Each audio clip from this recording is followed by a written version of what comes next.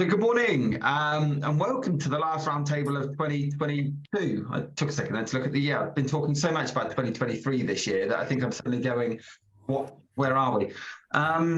This is the 48th roundtable of the year. Yeah. Part of me is like, that's brilliant. Part of me is like, I wish I'd done 50. But then there's only 52 weeks and I don't do them after a bank holiday. So there's a balance there. And I think when we're looking at topics to end the year in, burnout probably couldn't be a more focused one and a more necessary one. I was trying to remember how Jenny and I got introduced, and I'm assuming LinkedIn, but I can't fully recall, and we'll no doubt talk about it in a second. But I guess for the final time this year, to anyone who doesn't know me, to anyone who's watching this on catch up or who is new to the roundtable, my name's Matthew Baird. I have been doing social housing recruitment now for over a decade and set up on my own nearly 2 years now. It will be 2 years in February. With the idea of trying to do things differently and it not just being focused about the money. Basically, through lockdowns, no one wanted to talk about recruitment, obviously, because everyone was just trying to wonder if they could survive. So I started doing these roundtables, and then over the course of this year, as I say, this is the 48th of the year, and it's something which I'm incredibly A, proud of it, but B, thankful to everybody who's got so involved with the success of them and for bringing so many different topics to the table. And I plan on doing a bit of a roundup next week. However, as I say, this week is all about burnout. And so, Jenny, I'm going to leave you to kind of introduce yourself. Was it LinkedIn, I'm assuming, that we met through? I'm assuming it is, yeah, it's through LinkedIn. So I think I became aware of these discussions because of various people that I know that have attended, and so it was on the radar like that. I joked about it on LinkedIn. He came to the live one that we did at Housing 2022. Yes. The first time I'd met him, and I was like, I'm really glad to have met you. You're full of energy. Lee is a force to be reckoned with, which I think is what he said about me as well. So, yeah. So, yeah, please explain A, who you are and why you're bringing it to the table. Sure. And I guess, why burnout? We thought this was the time of year to be talking about it. Yes. So hi everybody, my name is Jennie Blake. I am a trainer and consultant in the not-for-profit sector. My background is predominantly in supported housing. So I've worked in and around homelessness for about 26 years. I don't want to tell people the exact amount of years because it reveals way too much about my age.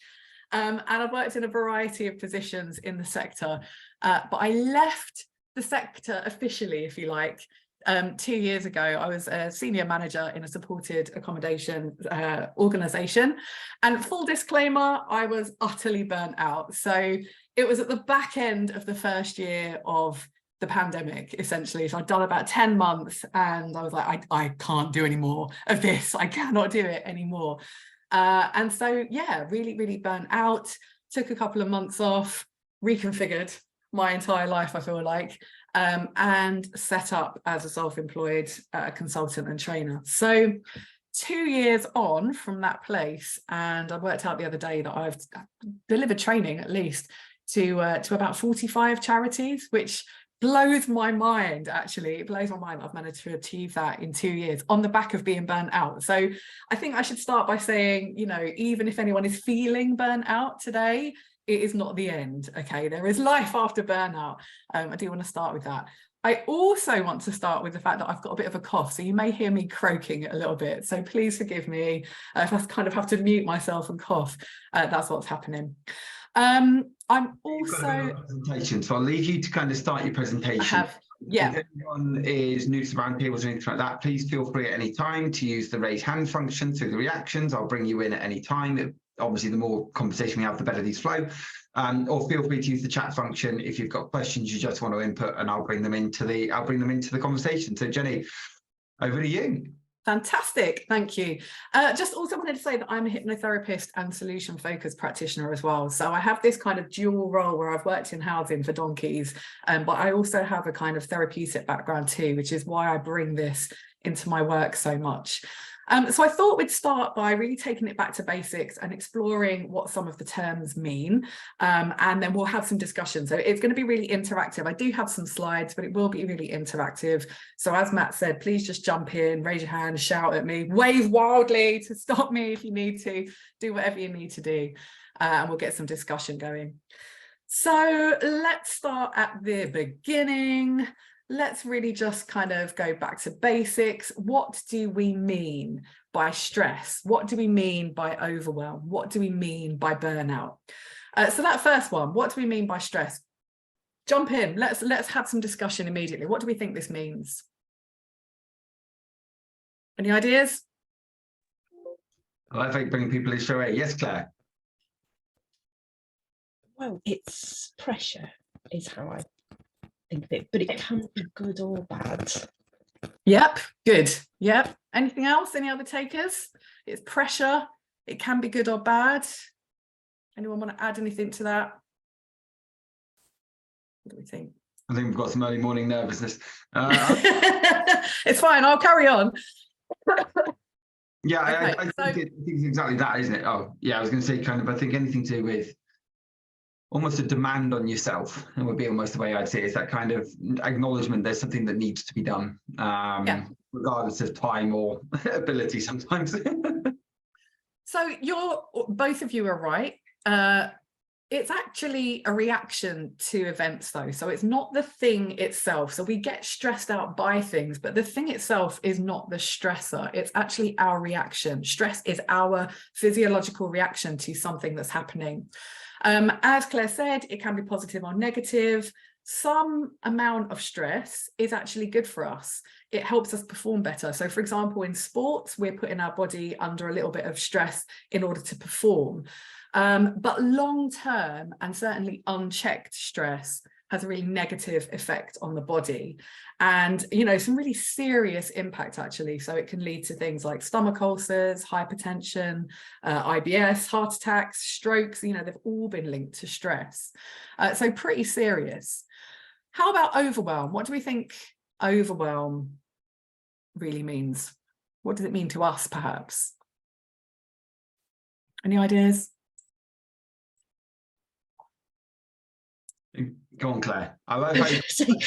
I feel like you're talking to me, Jenny. Come on, Claire. Overwhelm for me is where I sort of freeze up because I don't know where to start. Yep. Okay, good. So there's we're being overcome perhaps when we just actually can't cope with anymore. And that is essentially what it means. It's the inability to cope. So where that stress is building up and it's, a reaction to events, this means we can't cope with it anymore. We've kind of gone too far. And certainly this idea that we might be overcome with emotion, and that might not be what you think. It might be that you're overcome with kind of tears and distress. It might look like that. But it could just as easily be rage. So for me, when I was burnt out, I was absolutely full of rage. I could have quite happily ripped the head off any social worker who crossed my path during the pandemic, like quite happily. I was like outraged constantly. So I don't know if this speaks to anybody here, but this idea of, kind of small things that might happen and you get overwhelmed with emotion about them one way or the other. And like you said, Claire, it could be that you just absolutely freeze. You just kind of just can't function anymore with things. So finally, what about burnout? What do we mean by burnout? Any ideas? To me, that's just a state of exhaustion. That's that moment where even trying to plan a meal for the day is impossible anymore. There's just nothing left, and you're just kind of going. The thought of work, it just doesn't. You can't do it. You have to take a break, but it's almost enforced. Yeah, and that is exactly it. So it is a state of emotional, mental, and physical exhaustion.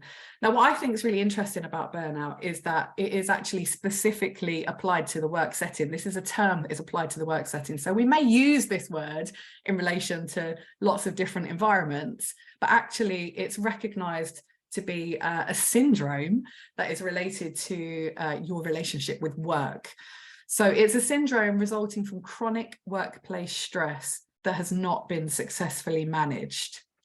And it's characterized by these three things: feelings of exhaustion, increased mental distance from your job, or feelings of cynicism related to your job, and reduced professional efficacy. I can never pronounce that right. Did I pronounce that right, people? Efficacy? You know what I mean? I mean, yeah, it sounds, I'm going to go with that. that's really, I find this fascinating that it's actually been classified as a syndrome. So in the international classifications of disease, burnout is mentioned. So not as a disease, as a syndrome, but still it is classified within there. Any thoughts about that? Any kind of thoughts or comments? I've just put in the chat that really surprises me. Because there's so many other things that could cause that state. Like things that are going on in your personal life, do you mean? Yeah. And I suppose I'm lucky in that I enjoy my work. Yeah. So work's probably quite low on my list of stressors.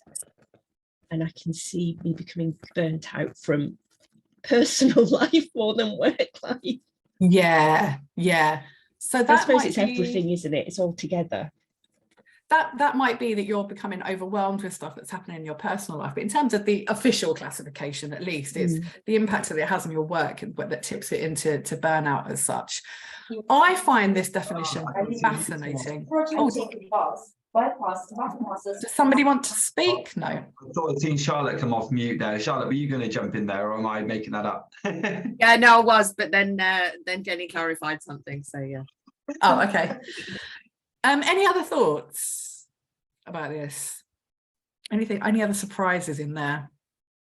I was going to add, we've put burnout its effects, the characterized by everything at work, but surely the burnout would also characterize your personal and home life as well. I think it will impact on that. Yeah, I do, definitely. I think if you went to the doctors, though, they'd start talking about perhaps depression or other things in terms of your personal life. It's so interesting. I don't know if anyone would say you could be burnt out from your personal life. It's just yeah. I mean, it's all this is a semantics issue, actually. But I just find this fascinating as related to the workplace. Shirley, I think you were going to say something there as well, weren't you? What were you going to say? I just think it's a really personal thing as well, because we're all individuals and we're all different. And it affects us all so very differently. It's really interesting. And that, the state of exhaustion, you know, I know people who just can't get out of bed. Yeah. And that's one of the classic symptoms, I think, that you just kind of think, never mind not wanting to get out of bed, but you can't. Life is too much. Yeah, absolutely. I remember kind of when people are in a burnt out state, quite often, even just a simple request to do something is like, I can't do this. Like, I can't make this call. I can't go into another meeting. I can't do this. So you're right. Absolutely, Shirley. Richard, your hand's up. Do you want to jump in? Yeah, thanks. I'm gobsmacked this is a disease, I have to say, but that's fine. And the reason why I probably am gobsmacked is that I've never yet seen on any GP note someone off with burnout. Yet that is the recognised one. Yet stress is just stress, and we all see stress, whether it's work related or just stress. So that's really interesting. And I guess, I don't know, burnout has never been a phrase really that I've seen until this year. Really, in conjunction with housing and my organisation. Yet stress is, we've seen all before. Do you see what I mean? So it's gone to another level in a way. It has. It's evolving, isn't it? Yeah. Burnout's the new stress, isn't it? But I find it fascinating. That's the disease. Yet it's not mentioned then on a GPs. Perhaps they don't know it's an official disease. Well, like I said, it's not technically a disease. It is a syndrome, but it's listed. Absolutely. And I think you raise a really interesting point, because for organisations, from the kind of organisational strategic viewpoint, if they're looking at absences within their staffing teams, it's going to be very few people that will actually say, I'm burnt out. They're going to have doctor's notes that are going to be for stress or maybe depression or anxiety, all of those kind of things, rather than burnout. And I think it would be quite interesting to get some research done on that and look at how many of those people are actually burnt out according to the classification, because that would mean if we got the data on that, potentially organizations would need to take a much harder strategic kind of approach to, all right, what are we doing about this? Because there's, really high numbers of people who are absent because of burnout, but because it's not being labeled as such, there's perhaps not the pressure to address it. For me, one of the things that was really surprising here was that the point about cynicism. I was like, whoa, you know, in our sector, I would say we're swamped with cynicism. I mean, tell me if I'm wrong. I'm sure we all know a number of cynical people in our teams, in our services. And I was just like, what does this mean? You know, is burnout, I don't know, there's a bit of a chicken and egg thing here. Is cynicism leading to burnout? Is burnout leading, you know, what's happening here? But this is a really, really common thing. So yeah, I'd like to kind of think about that a little bit more too. Charlotte, your hand's up. What do you want to say? No, just on that note, actually, when a few years ago, when I was working sort of frontline housing, being a housing officer and things, I got to the state of which I just saw it as cynicism. I didn't really think about it any further than it was probably burnout, and I was just becoming very cynical of all my tenants, and just didn't have the sympathy that you have when you go into the industry. But I took a break, and then you come back and look at it with a fresh pair of eyes. But I think the term burnout for me, it sounds like one of those kind of I don't know what you would call it, sort of trendy phrases, you know, like you think back in the 80s with all the stockbrokers and stuff, they were like burnt out. Yeah. Sounds a bit naff in a way. You know, to me, and it sort of conjures up that thing. You've got to be some high pressured, you know, CEO or something like that to be burnt out, not someone that's, you know, a neighborhood officer or something like that. So I think it's a good, I think having the discussion actually with, you know, I'm just thinking my team and stuff like that, recognizing some of these things within yourself and having, you know, you're not just stressed and you're not just unable to cope. There's a reason behind it. Absolutely right. The other thing I was going to say about cynicism, actually, so I deliver a lot of training on resilience and well-being in the workplace, emotional intelligence, that kind of thing. And one of the things that will always come up is, you know, this idea of people who are really negative or cynical people in the team. And I define cynicism as simply passion that's been disappointed too many times. You know, somebody who's cynical usually is somebody who was really passionate when they entered the sector, when they entered their jobs, and they've been knocked back or they've been disappointed for a variety of reasons, and eventually that passion has to be channeled somewhere else because they've kind of lost hope. And I think when we see it in that way, we can be a little bit gentler in our approach to somebody who is cynical or a bit negative. It is essentially a defensive mechanism. You know, they're trying to protect themselves from more disappointment. And I think when we see it as part of this cycle of burnout too, then again, it's kind of trying to approach those people with a bit more compassion rather than, you know, they're so negative, we need to, you know, sanction them in some way or get them out or whatever. So yeah, really, really interesting that. Let's have a little bit of a deeper dive. So I can get these slides working again. There we go. I think it's really interesting to consider that there are two biological states that all humans find ourselves in at any given time. Okay, so these are our natural kind of go-to modes, if you like. So one is called the protection mode and one is called the growth mode. Now, if a person is in growth mode, what this means is that our automatic nervous system is regulated. We're in a calm state. And what we can do then is we can be focused on growing and thriving and developing and progressing in our lives. We can be confident in our interactions with others.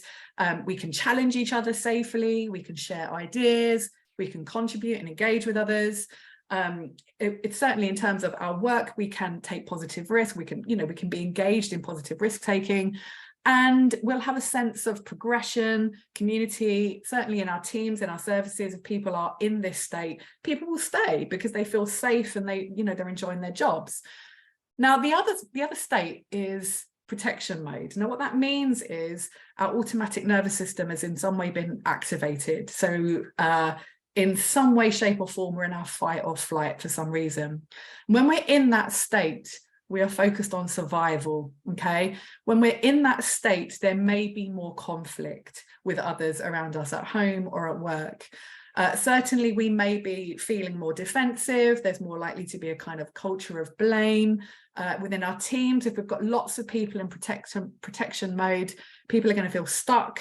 They won't be able to progress, or there'll be a perception that they can't progress. People won't be sharing ideas or collaborating effectively, and people will leave. So I think this is going to contribute to high staff turnover in our sector. Now, just as a quick throwing this out to you, do these seem familiar to you, these two states? Do you recognise these two states? Have you seen any of your teams operate from these states? Anyone want to share any thoughts? I wouldn't say teams. It's certainly some individuals, definitely. Okay. Yeah. I guess it's not necessarily nothing to do with burnout. Just generally, that's how they may be at any point in time. Yeah.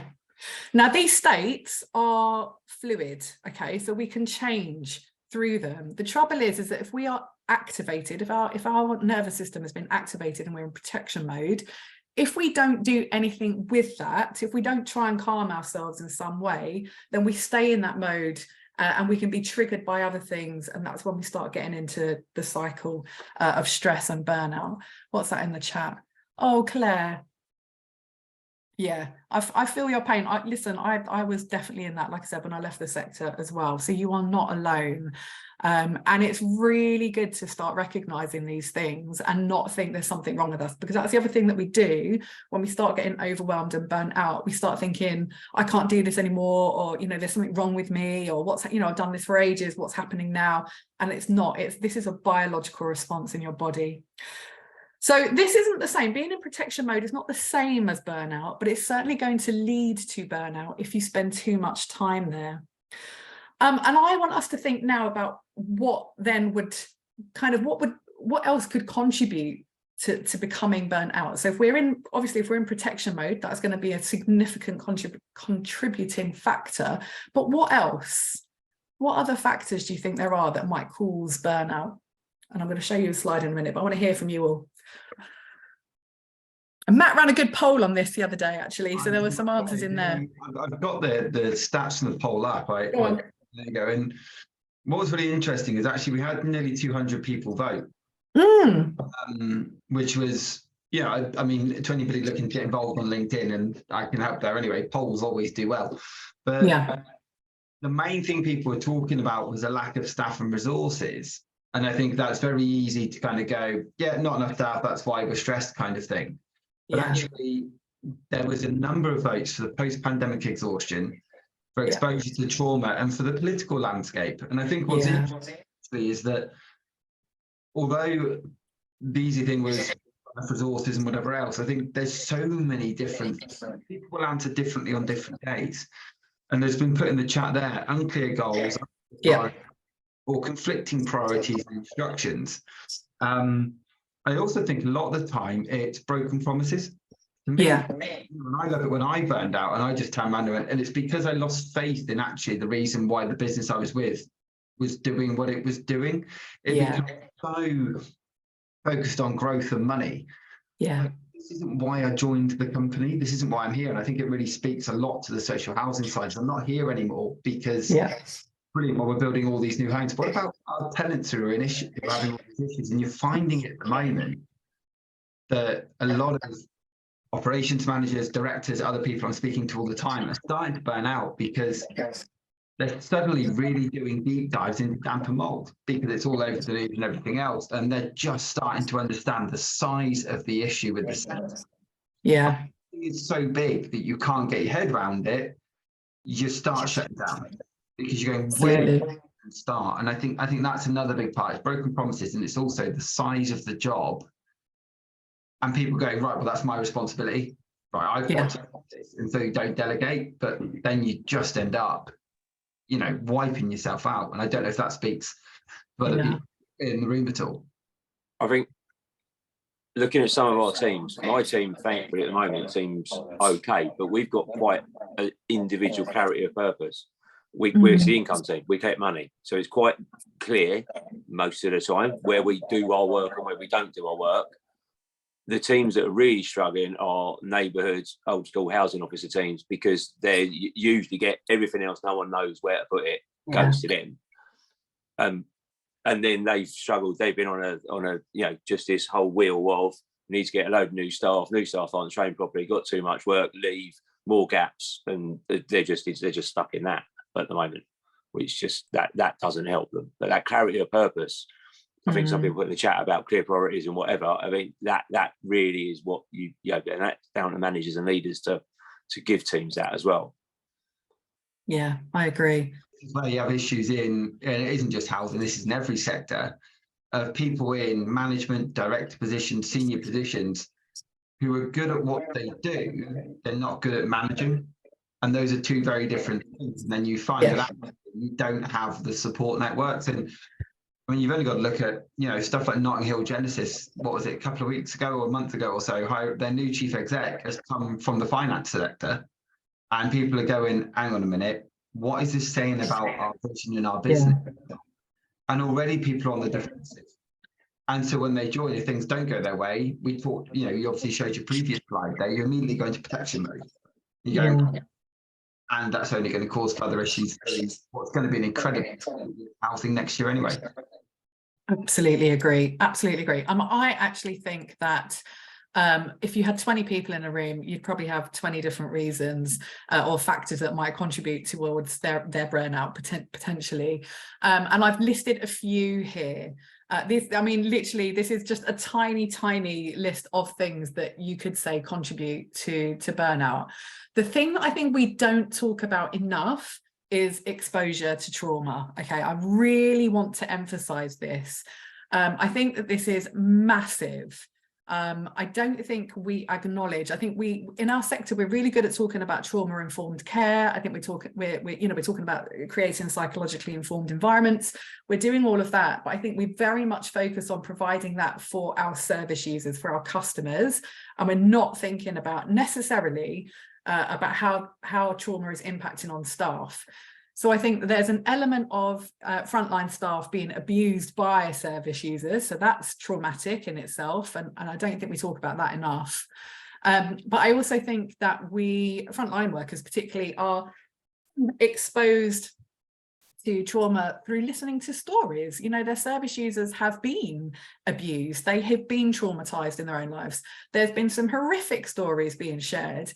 And there is a human cost to hearing those stories. And again, I don't think we talk about that very much. We expect everybody to just do it. It's part of our jobs, but it's an emotional weight that we then carry. That's really nicely with something that Charlotte's just put in the chat, actually, which is that organisations are becoming too large and everyone's working from home.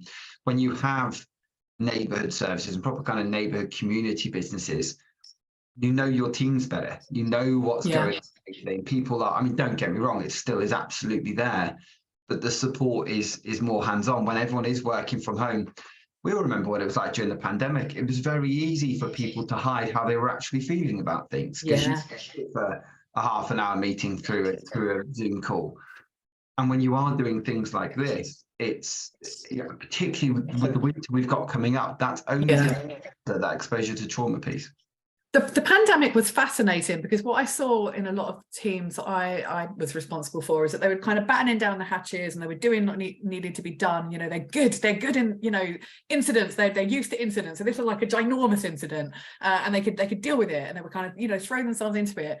But I don't think there was really much recognition that there was a lot of trauma within that. We saw a massive increase of mental health issues in our service users. We had members of staff who were scared to come to work on public transport because of family members who were, vulnerable and all the rest of it. It was really, really traumatic. And then the end of it was just like, okay, everyone back to normal, and no recognition that actually maybe people were still carrying that trauma. So I think that's really interesting. That hasn't gone away at all. And Richard, please. Absolutely. Yeah. But it's not just, sorry, Jenny, I agree with what you've just said, but it's not just that, isn't it? It's absolutely. But we're now in what I've been called, it's the third extraordinary year. Yeah. It was, you're right. Everyone thought, okay, pandemic, bang, back to normal, either clarity or lack of clarity as to, do I'm in the office, not in the office, and blah, blah, blah.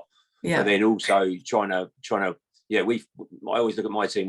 We collect or we support. We do both, but our primary focus was collect, pandemic support. We were just flicking back to collect, and now we're back in support again. But I think people just haven't understood, because it's all happened so quickly, what support people, either customers and or our staff, actually need, because it's all happened so quickly. Yeah, agreed. Someone's going to be writing some banging history books on all this, but we're living through it, and so we haven't got those to reference necessarily. Totally agree. And actually, maybe this goes back to this point about burnout. You know, the vocabulary around well-being is really evolving at the moment, and I'm really grateful for that, because it is shining a light on the fact that we do need to talk about this stuff. Thank goodness we are trying to increase the narrative, or increase the conversations, increase the narrative. But yes, I mean, some of those things on there have always existed. So exposure to serious youth violence generally, deaths of service users, customers, assault of our customers, you know, with our staff teams are exposed to all of that. Now, the second box along, I think, is interesting, and I'm going to acknowledge that this will be a little bit of uncomfortable reading. I think some of these are a bit of a taboo. We don't talk about this in our sector. I think between ourselves privately, we might have some of these conversations, but I don't think that they're being had necessarily at a strategic level. And there's something about the type of person that is attracted to the kind of work that we do. Okay, I would say there's a large portion of people who work in our sector who, for example, have a strong sense of social justice. We are not attracted to this job for the money or the glory. Like, we're not. We're attracted to this job because we want to help people. You know, you ask 200 people why they do their jobs in housing, and I would say 190 of them would say because I want to help people, I want to make a difference to their lives. The trouble is with that is that has that, you know, what comes along with that are strong values, passion. It may be that people have lived experience, not necessarily of homelessness. It could be domestic abuse. It could be alcoholism, substance misuse in families. You know, it could be all number of things. And that then creates a melting pot of really strong feelings. And when you have these broken promises, like you said, Matt, or disappointments, it can quickly then turn into cynicism, and then we're on that kind of track towards burnout potentially. So I know this is uncomfortable because we don't want to make generalizations, but I think that there are some. I mean, correct me if I'm wrong, if any of you feel that's not. It's come up time and time again over the roundtables this year, actually. People that are attracted to the sector. And I think the roundtables this year, and I know a few people have been to a number of them this year, so do correct me if I'm wrong, but I think it's really highlighted that, which is amazing. And it's highlighted that so many people who come into the sector and fall into it, whatever it will be, is because of that social purpose. And the reason they're now struggling so much is because the sector is losing its social purpose, or at least some larger business away from that social purpose. The sector's so broken, Matt. Yeah. I'm going to bring Charlotte in and then Alison, because I saw Charlotte come off mute. So Charlotte, I've just put in the thing there. You're a fixer. Yeah. I just spotted that maybe rescuers. Definitely I'm a fixer. I've been on training before, and it's kind of highlighted that. And you know, it's not always the first problem that someone gives you is not always the problem to fix. So that's something I've learned. But yeah, that's me to a T in that that one. Yeah. So I really appreciate you saying that. I think it's really common, but like I said, I don't think we talk about this. It makes us really uncomfortable to talk about it. But I think that if we did a survey again, I think we'd find a lot of truth there. I've had conversations with 3 different charities in the last maybe 2 weeks, and that word rescuers came up 3 times in 2 weeks. Different charities. I was like, what is going on here? So people are recognizing that their staff teams may have a high proportion of rescuers or fixers, but maybe we're not really doing anything with that knowledge. Very interesting one there. Matt, did you want to say something there? I thought Alison was coming in, but I wasn't sure if she was going. Oh, go on, Alison. Not. Might have. Maybe not. No, maybe not. We'll move on to and then we've got those last 2 there, the micro and the macro. Just these are things that we might see perhaps that are service specific. You know, what's the culture of the team? I've worked with lots of teams who are really they work well under pressure. They like the incidences. They like the lockdown because it's all like drama and we can do this. It doesn't affect me. But I think that can be deeply, deeply unhelpful and unhealthy. Of course, on the one hand, we do want teams to be resilient and to be able to cope well with stuff. But on the other hand, we don't want teams where people can't express that they're feeling, that they're emotionally impacted by something that's happened, or even are suppressing their emotions or their feelings towards things, because that's going to pop up somewhere else for sure. So there's something in there. There's, compassion fatigue, moral injury, which I think is everyone actually familiar with moral injury? So this is a term which was originally used for people who work in the military. Okay, so it's this idea that you as a member of staff see something or are asked to do something that is kind of morally incomprehensible. So in the military, people would be sent to war and they would have to do things, or they would have to see things that really kind of shocked their moral core. And that can often lead to PTSD. But now this term is more widely being applied to anyone who works in frontline services. So certainly for all emergency services, and also for people who are providing frontline services where face-to-face work was still the order of the day during the pandemic. So what we can see is that perhaps staff may be deeply shocked or really affected by some of the things that they saw or had to do throughout the pandemic. And I think there's a lot of studies currently being done about that now. I think it's a really interesting one. Ties in with that rescuing piece, because so many people going, Yeah. I wish I'd been able to do more, and instead I've had to walk away. And yet on the flip side of it, as Claire's put in the chat, the rescuer is something that contributes to the issue. She's specialised in data protection. Yeah. I see with the way some housing providers want to help, sometimes help too much in like almost a privacy and invasive way. Yeah. And it's almost kind of going, I guess that's maybe sometimes to, in their mind, preventing that moral injury. Yeah. There's still that professional line to cross, and there's so many boundaries there that we're trying to protect and look after. Yeah, absolutely. Claire, did you want to say anything? Sorry, say that again. I was just saying, so on that, like, does that tie in? Have I got that right? Absolutely, it's such a fine line, and it's that kind of patriarchal kind of, oh, we're going to help and we're going to look after our tenants, but we're going to decide how we do that.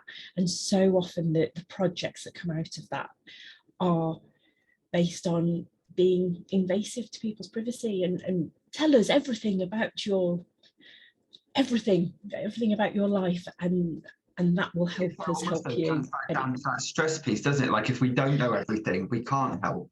Yeah, and so, which isn't true. we absolutely can help. Because you're worried, you then get more stressed, and then this leads back to this burnout. Going, well, if only I'd known that. There's only so much you can know, and again, it's a difficult and complicated one. It really is. Yeah, it is. It really is. And then we've got the macro, which I think are the things that we talk about the most. So these are the things that we're comfortable talking about in our sector. We're comfortable talking about the political landscape. We're comfortable talking about the lack of resources or the lack of staff that we have, the lack of statutory collaboration. For me, I said to you, didn't I, when I was burning out 2 years ago, it was social services. It was like I could not speak to a social worker without having a row with them. Please, will you just do what you're supposed to do? I was so full of rage. So these are the things that we're comfortable with talking about. And of course, they're all true.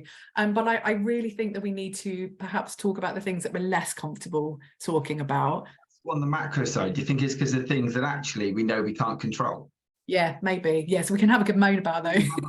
You know that isn't going to, like, you can rant about the political landscape all you want. I do it enough. Yeah. And the economic landscape and the bigger picture of housing and what we're about. But actually, the reason these roundtables came together was to get into that micro stuff. Go, well, what can we change today to actually make a difference?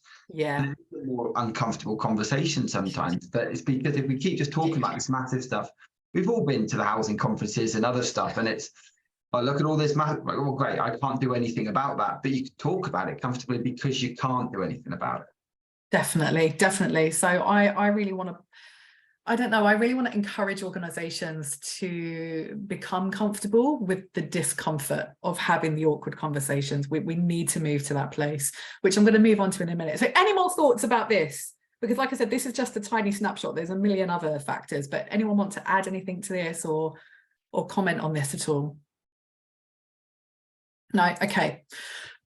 So I think if we looked at this in real time in terms of the cycle, what's actually happening is we could say that, you know, for one person who may be starting this cycle of burnout, it could be that they're perhaps in some kind of conflict, they're exposed to some kind of trauma.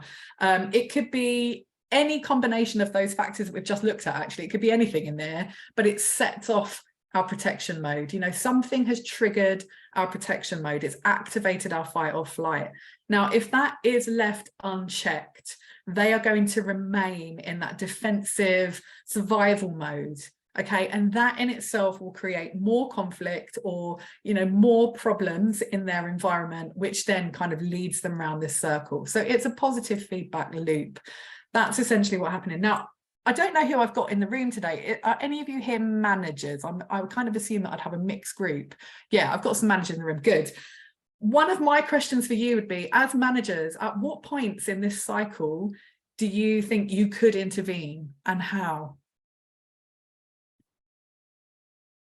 And for those of you who are not managers, you could jump in with suggestions too, to be fair. You can jump in at any stage, and if you're sort of proactive and you're got a sort of a finger on the pulse about how your team react to stress and things like that, that's one of the things we have in our like one-to-one form, is when we're sort of starting, is like what signs do you physically, you know, emotionally show that you're feeling stressed and emotional. So yeah, so being aware, but yeah, you can, but generally you kind of jump in at sort of crisis stage. Absolutely. That's what tends to happen, is only at crisis stage do managers get involved. But actually, you're so right, Charlotte, you can intervene at any of these points. Richard, you've unmuted. Do you want to jump in? Yeah, we try to preempt a bit of this, and you touched on kind of the training we've just done for the whole team, which is 60 of them. But we had obviously, you know, knowing what was coming for income, as in effectively, I've got bound to have people who are going to be struggling themselves financially, yet I'm asking to have difficult conversations with customers all day about money, and how that all plays out with their own resilience, well-being, etc., without us prying and all of those things. So we have just done 3-hour workshops for the whole team around their resilience, their well-being in doing their job and coping. So I kind of, that was a bit of knowing what was coming. Yeah. With the whole, you know, cost of living and winter, and yes, obviously it's going to be the coldest winter in history. We all know that, and also just hearing some feedback from the team already about and seeing data, calls are taking longer. We're not getting through our work trays, and then that pressure building. So so people may have been in protection mode or beginning to go there, and so we hope we preempted a little bit of that by putting those workshops on. Amazing. I think that's super, super helpful, because actually we don't necessarily recognize we're in protection mode if we haven't had the workshops, if we haven't had the conversations, if we're not talking about this openly. We may not realize that we're in protection mode until it's too late. We may not recognize the signs. If we start having these conversations, if we you know, send our staff teams on this kind of train, if we talk about this stuff, there's a greater chance that we will recognize it in ourselves when it is happening, you know, and we can talk about it with others. So that's really, really good practice. Well done, Richard. I love that. Any other thoughts, comments on this? I think it's one of those things, again, I mean, I bring it back a little bit to how well you know your team. And it's really the biggest issue with this is remote working, because there's so much that's exposing to trauma and conflict and that kind of side of things. We all know that when we've managed teams, it's when that person comes in every day and they're still smiling, but you can just, there's something, and it's that thing you pick up on, and it's the unspoken body language, and it's the way, it's those little things that you notice, and we can't do it in the same way. And people don't want it the same way because they don't want to be in the office and that kind of stuff. But that's where the support systems do fall down, and it's going to continue to be a challenge. And I think this winter is going to make it more challenging, because again, people aren't going to want to come in the winter. Yeah, no, absolutely. So they can't get in with epoxy train strikes in the first place. That's so true. Oh my goodness. Honestly, our return to the 1980s is complete. Right, let's move on to how we might disrupt this then before we finish. We can't finish on a downer. We need to finish on an upper. So how can we disrupt this cycle? And again, you know, this is just a snapshot. There are a multitude of ways in which we can address this. We need to think about that cycle. So how can we intervene on a personal level? But we also need to be thinking about how we intervene with our teams and strategically across the organization. So I have used the plan, do, check, act model, and I've added a bit to this just as a starter, like a start for 10. The first one, so this is the bit that I've added on. I think that we could do a lot by just acknowledging what is happening in our teams. I think we sweep this stuff under the carpet. We don't acknowledge that people's protection mode has been activated. We don't acknowledge that they've been abused. We don't acknowledge that they actually might be really traumatized by a customer dying. I've worked with staff who have been giving CPR to people who've already died. You know, they've been working on somebody's body while they've waited for the paramedics to arrive to then declare the person dead. And there's just no acknowledgement that that might be hugely traumatizing for that person. And I just think we need to be better at this as organizations. I really do. I'd love to hear your experience of this if you think that it's different perhaps where you work, but that's some of the things that I've seen where I've worked. I think we really need to try and break the culture of silence around the fact that we do traumatic jobs, actually, that there's a much higher exposure to trauma than most other jobs. So that's the first thing. We need to start having those really uncomfortable conversations about that. There's something in the chat there. Oh, okay, good. And then in terms of the model, the plan, do, check, act, you know, like I said, this is just one little kind of snapshot here, but we really, I think, would do well by trying to identify the real problems. What are the real problems here? What are the real issues? Is it the exposure to trauma? Is it that we've got a staffing team that's full of rescuers? Is it that we don't have enough staffing? What are the actual issues here? One of the ways that we can do that is perhaps by carrying out a wellbeing audit. Just as an example, I've done one of these now, not now, but recently. I've done the second one for an organisation I've been working with for 2 years. And for them, the thing that worked for them was having an audit carried out in a variety of methodologies. So we didn't just do a staff survey. I offered one-to-ones with their staff team. We had a Google form, we had Zoom one-to-ones, and I had small questions as well, so that people could feed into the process in a way that they were more comfortable with. And we had really good engagement for that. But like I said, I've done that for 2 years now with them. So we've got data that we can build on. Obviously, the organisation or the team, if you're doing it at a team level, then needs to work out what the priorities are for this particular team. And this is not a one size fits all. This is, okay, what are the issues for my team? So this is what needs to happen for my team. For the team to decide what are the measures of success here, and then for wellbeing strategy to be built around that. In terms of doing, you know, this is very much a test process. I cannot stress enough that the employment assistance program is not enough. You know, a lot of organizations have an EAP and think that's great, and then nobody ever uses it anyway. Let's be frank. So we can't rely on that to be the cure-all for everybody's burnout or any other issues for that matter. I really like your training. I like that you put training on EI in there. I think it's just that sort of things that people, there is so much you can get out in that space, but almost even within that, it ties in then to your culture. There's so much actually trusting the culture of, and I think culture is so important to people in housing. We talked about rescuers and fixers and those kind of things. And so much of this ties in to actual people then realizing, well, we thought our culture was X and actually it's Y. And that's that constant narrative through, because if your culture is just, well, go and use the EAP or whatever it'll be, you're going to lose stuff. Exactly, this stuff continues. Absolutely right. My emotional intelligence training, what I've really enjoyed about this is being able to deliver it to staff at all levels throughout the organisation. So you're right, being able to create a culture where everybody's talking about it. And then it's, you know, even just incorporating things like fight or flight, you know, how our protection mode being activated. People understand it. People already know this stuff. But actually, there's often some light bulb moments like, oh yeah, like, oh wow, I'm actually I'm activated, you know, actually getting the point that they are activated and they need to look after themselves, because it is a very slippery slope. In terms of the checking, you know, obviously reviewing as much as possible. Are we heading in the right direction? This is not a one and done kind of thing. This needs constant review. It needs constant redirection potentially as people's needs evolve.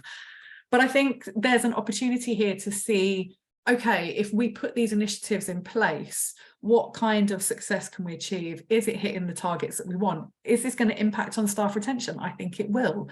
Is it going to impact on staff absences? I think it will. It's going to take time, but I think there's real potential there for it to impact on those things. And these are the bane of our services, right? This is the bane of our sector, staff retention. So I think there's an opportunity there that we're missing. And then finally, with the Act, like I said, review and improve. This is a constantly evolving process. So there's going to be continual updates to this. It's not a static process, but it's also really important to keep talking to staff about it. So keep giving them feedback about what's worked, what hasn't worked, what do we need to do now, so that it is a live, evolving process. Any questions on any of this? I realise I've sped up a little bit because I'm conscious of the time. No, I think that's great.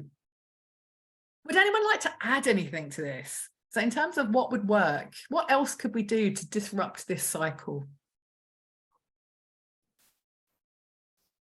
I think it's really about communication, and that's where it all starts.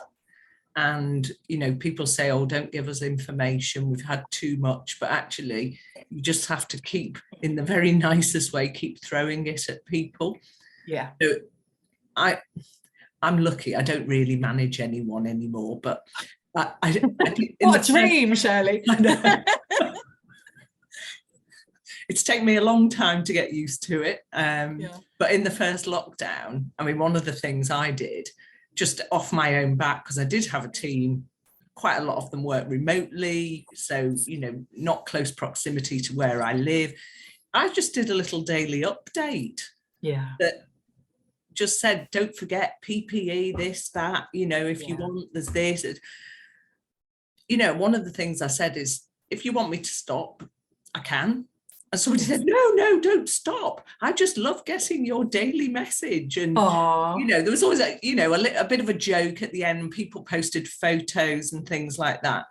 And it was just reaching out to people that perhaps I wouldn't normally interact with, because, you know, very self-started, got on with their jobs, but actually, you know, going through a very difficult time. And I do think we're going through a very difficult time at the moment. And I just wanted to add one more thing. When people suffer death in, you know, service users, you know, grief counselling is just, you know, they'll say, no, I'm fine. Actually, you know, working with people in sheltered housing for older people who they know very, very well. It's absolutely crucial that you support people at that time and reach out to people. And we've done a bit of stuff recently in work around, we've got a number of people who've had cancer or have got families with cancer sufferers. So people have been sharing their stories. Yeah. And it has been really helpful. Yeah, I can't agree with you more, Shirley. I think this practice of looking after people when they've experienced death in the service varies wildly across organisations. And I any kind of examples of good practice I would love to hear about, because I think people are genuinely suffering with this. You know, I know in some organisations people are offered a day off after they've been part of this death, you know, and sometimes the staff member takes it and sometimes they don't, and they just crack on as normal. And it's like, I don't think this is good. I don't think this is good that we're not kind of acknowledging that there is, you know, that this is a real deep experience. Yeah. So any other thoughts? Go on, Matt. Come off. I can see. So Charlotte, please come in. Yeah, no, I just wanted to say, I think in terms of when you're a manager, a leader, that I think showing your own sort of vulnerabilities as well is key, which is not easy. Yeah. It isn't, because you pre-deemed to be this strong person and stuff. But I know with myself, you perhaps don't give everything away, but you give a bit of a touch of your own vulnerabilities and your own stresses and concerns, because you're trying to get them to open up to you. So it's a two-way street, and we're all humans. So and we lead by example, right? We lead by example. So Yeah. if we want our staff teams to open up, we need to open up, I think we need to move away from this kind of almost robotic response. But we're trying to be very professional, but we are humans. Yeah. Okay, we are humans, and we are going to be impacted by. I think that relatability part is vital. I think Lee's put in the chat there. The recognition and understanding is a huge part of keeping teams on side and making them feel valued. Yeah. Right back into that culture of, if you've got a culture where you're allowed to be vulnerable, Yeah. you're going to succeed. You can, when things do go wrong, you can talk about it. Claire, I'm going to bring you in. Yeah. I was just going to say, I think it's like health and safety, isn't it? But we're talking about emotional health and safety. Yeah. And I think back to, I used to work in a factory, and then I worked in development, and thinking about the construction, how health and safety was this add-on, and it's become embedded. And somehow we need to get to that place with emotional health and safety and well-being as well, that it doesn't become a kind of an extra. And I talk about this with data protection all the time as well, that it shouldn't be an extra thing that happens over there. It should be built into the day job. And this emotional well-being needs to be as well.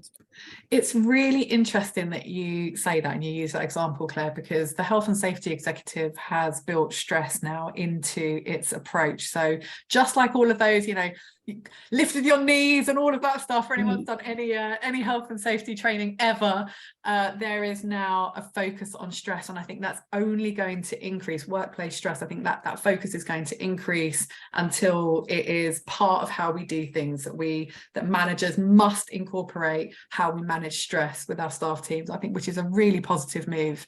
So I think we're heading in the right direction. And I think any organization actually that wants to kind of look at that now, head to the HSE website.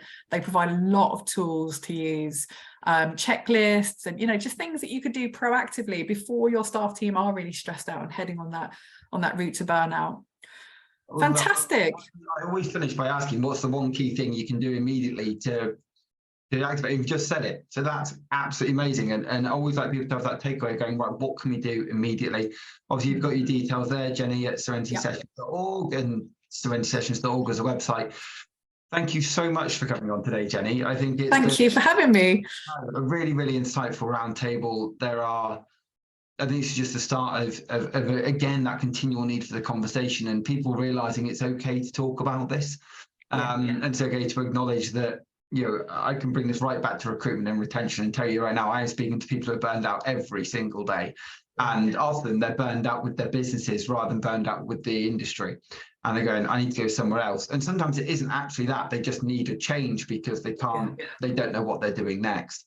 And so getting involved in disrupting that cycle, as you put it, was absolutely brilliant. Thank you to everyone who attended today. Thank you to everyone who's attended all year, and for anyone watching, thank you for following the YouTube channel. We will be back in January. I'm going to get a full list up next week with everything going on. We're kicking off the year with Becky Tucker, who's coming in and talking about sector risk for 2023. So a nice, easy, welcoming starting session for the new year. That'll be on the 10th of January. And probably a really long one, Matt. Yeah, it's we'll see where we go. But look, have a fantastic Christmas, winter break, New Year, whatever anybody's doing to celebrate. Do catch up on the recording. If anybody wants to, whether anybody in this room now or anybody watching the recording wants to help co-run a roundtable next year, please get in touch. We've got January and most of February booked already, but I want new speakers. I want people coming back who've spoken before, and everything and anything in between. But thank you, everybody, and I look forward to catching you all in the new year. But Jenny, again, thanks, because that was brilliant today. Thank you. Please feel free to connect. Any of us that are not on LinkedIn already, if we're not connected, please do reach out. And thanks so much for having me. Enjoy the festivities. All right, take care. Thank you. Cheers, everyone. Thanks, Jenny. Thanks, Matt.